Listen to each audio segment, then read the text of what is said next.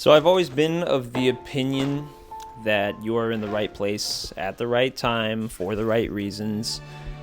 Um, I think that as of lately, I've really been trying to pay attention to this. Like some of the stuff that really pisses me off, like when I'm going to work and I have a coworker that's complaining about a certain thing, I'm trying to, instead of being reactive to it, I'm trying to understand why it is that I'm the person that they're complaining to, or why it is that I'm the person that people seem to come up to and vent to. And after kind of asking those questions for a little bit, you start to realize that that person is trying to show you something in particular. Like God, the universe, is trying to show you something through this interaction.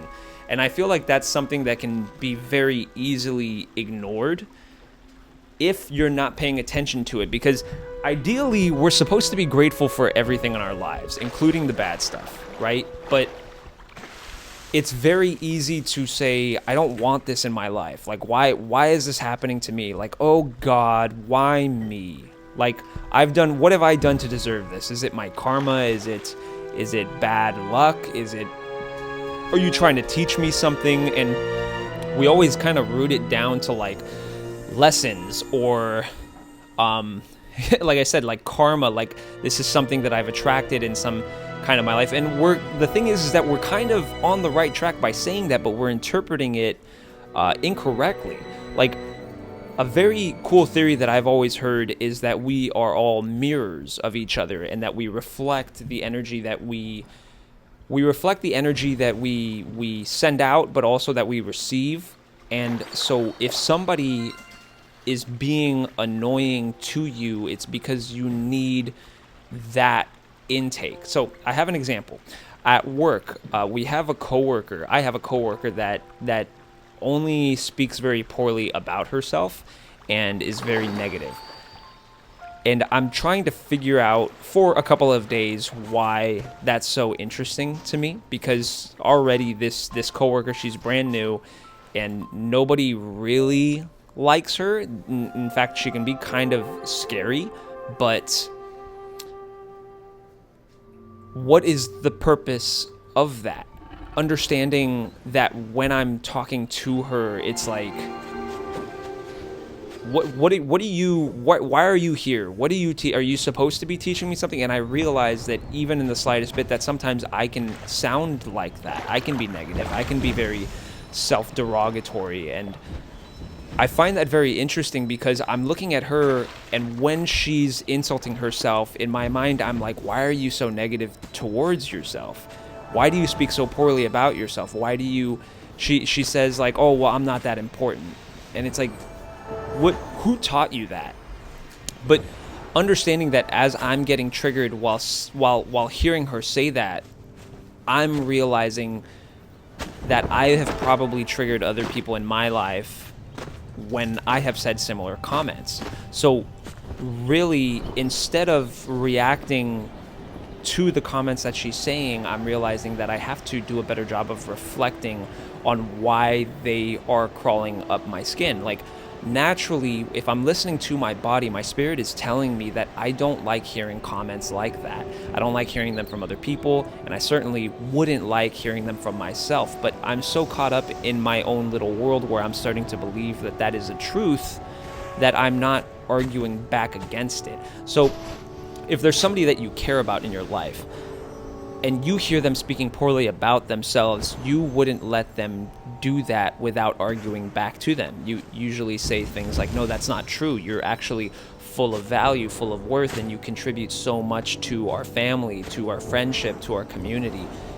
You don't let your friends or the people that you care about get away with comments like that without fighting back, fighting for their spirit, for their soul, for their well-being.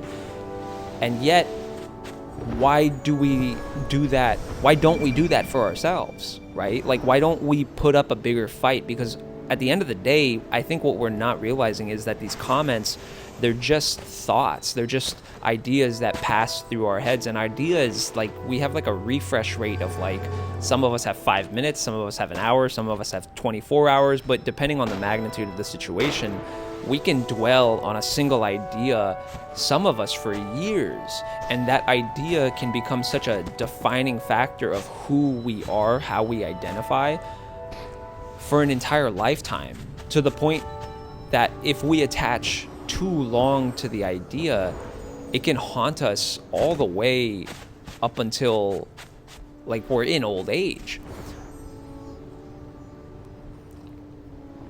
So the next time that somebody bothers you, understand that the reason that they're bothering you is because they're reflecting a part of yourself that you have not necessarily come to terms with.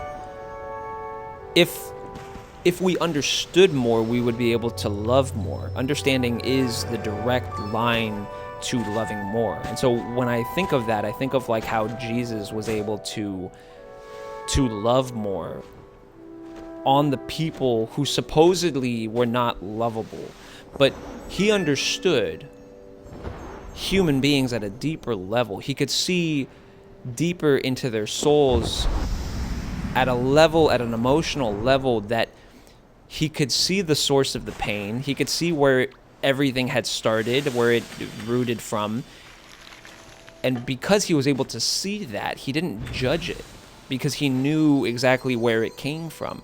If we took the time to view ourselves like that, we would be able to do it for someone else.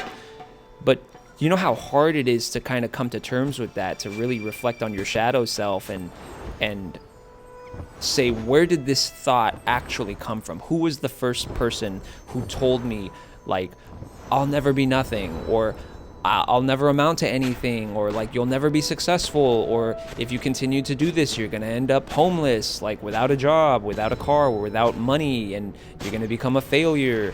You're going to become just like your father, or like all these classic insults that become rooted in our identity as we get older.